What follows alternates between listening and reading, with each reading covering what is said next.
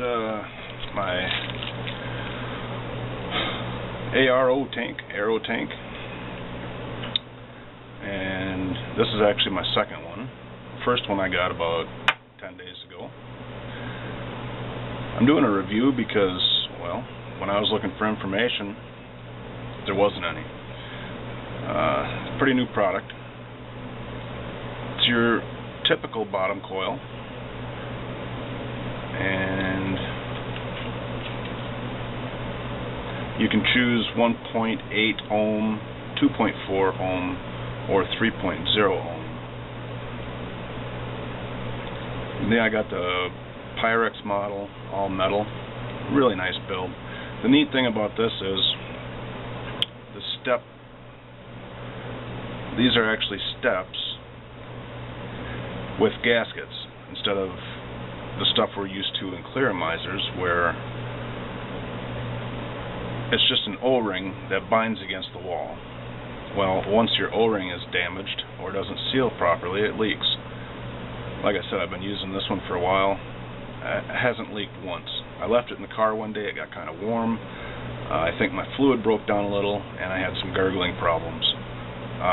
Even at that, it did not leak. I blew it out real well, changed the fluid, the e-juice, and no problem since. I've noticed some people with bottom coil type devices, they have an issue with flavor. Okay. One thing I learned about clearomizers is you have to dry burn them.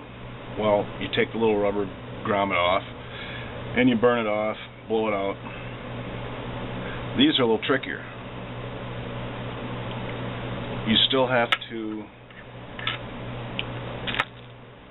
be able to view in direct sight of the coil to be able to blow it out properly and make sure that it's glowing red. I have tried dry burning them and blowing them through the tube. It doesn't work the same because all the ash is still in here, all the ick. You have two wicks that sit on top of the main wick. Well, if you don't remove that and blow it out, you're going to have that taste. So you have to do a really detailed cleaning of it, which I'm going to show you. You take the rubber grommet off that. Then what I do is there's a little lip on here on the head. Try to grip it so that it's sticking straight out. Grab it with another one and just wiggle it free, and that'll take that cap off. Okay. Now, I was careful to make sure that the wicks were going this way. So then I can take a needle nose or a forceps or something, forceps, whatever you want to call them, and grab the little wicks out of there. Okay. Got two little wicks out of there. They're not discolored or anything. When I got done using this last time, what I do is I take the whole head and I dunk it in water. I just let it soak in water, and then it's summertime right now. I got the fan running anyway. I let them sit overnight near a fan. I don't use any chemicals or anything to clean it, just water. It's water soluble juice, so that's all you need. So there it is apart. Got the flavor wicks, got the open coil now, the cap, and the grommet. Okay. Now, what I want to do is take the base of the new one and burn this coil off. So we'll screw it together.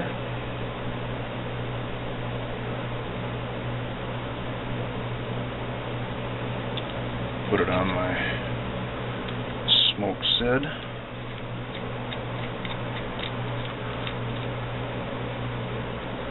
Now, what I'm doing here is when you see the smoke roll off, that's the bad stuff that we don't want on there.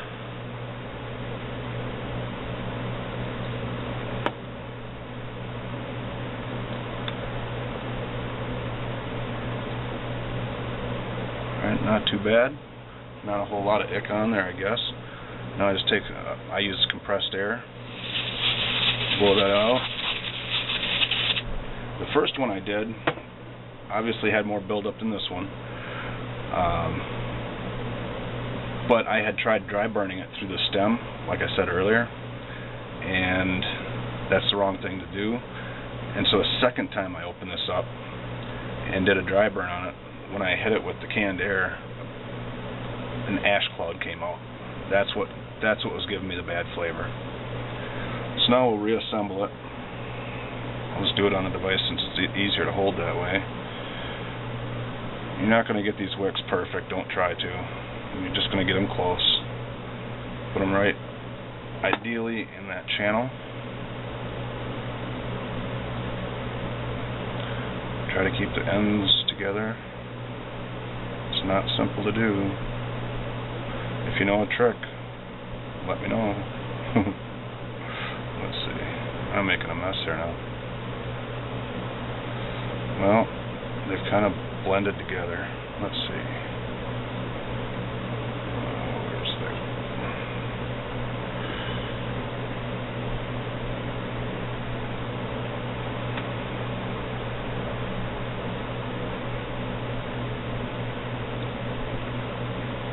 Yeah, that's not ideal. You want to ideally mash them into a square shape.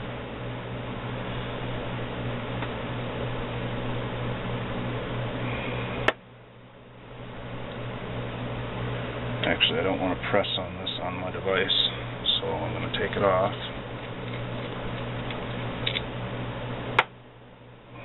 Put it on something firm. And this is just a press fit.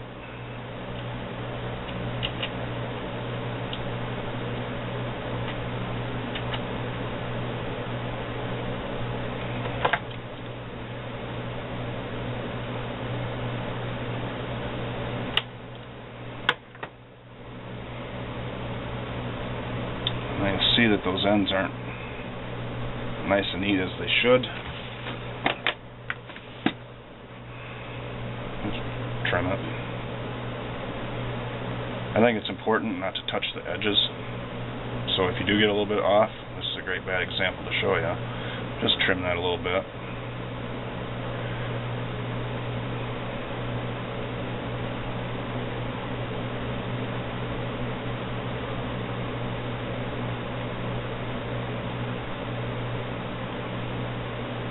There.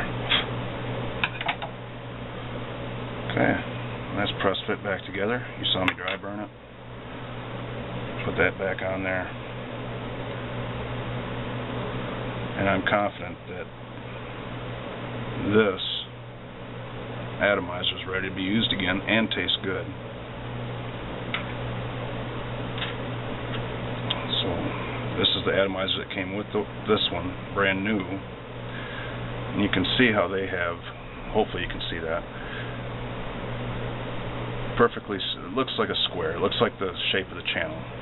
That's ideally how you want your wicks to look, but that's that.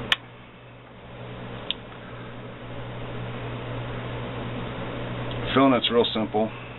You get good flavor for, I'd say, a day and a half, 2 days before it needs to be changed out. Yeah, I don't know what else to say. It's a great device.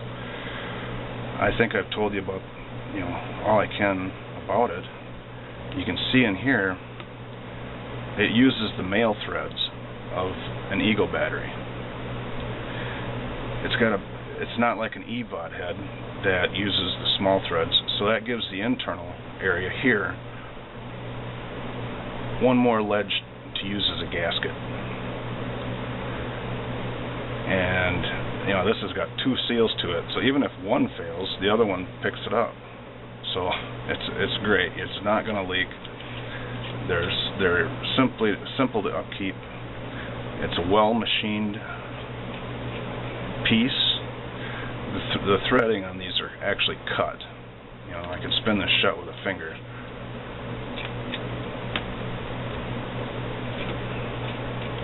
Just nice and loose. solid materials. There's no pitting or anything. Very well made device. If you haven't tried it, give it a shot. Especially if you like EVODs. If you like EVODs, you'll love these. You get a Pyrex one, it's like $2 more. It's not too heavy, you know, when you start comparing it to other devices. So it can't be any heavier than a Pro Tank. I love them. I love them. So that's my overview, somewhat review. You know, it's $8. Give it a shot. I just ordered up another dozen atomizers.